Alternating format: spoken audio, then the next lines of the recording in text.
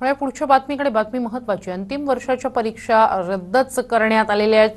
शासनानं हा GR जारी केलेला आहे। 7,30,000 विद्यार्थ्यांना याचा लाभ होणार आहे। परीक्षा देऊ इच्छिणाऱ्यांना मात्र परीक्षेचा पर्याय असेल असंही स्पष्ट करण्यात आलंय।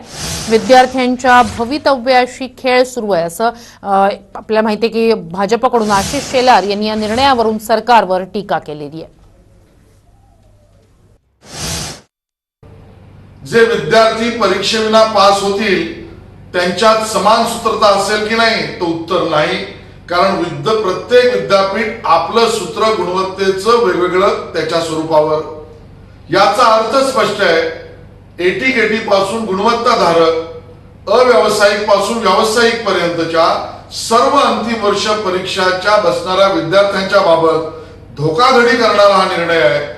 शासनाने एक संघ एक सूत्री समान न्यायावर निर्णय घ्यावा ही आमची विनंती आहे।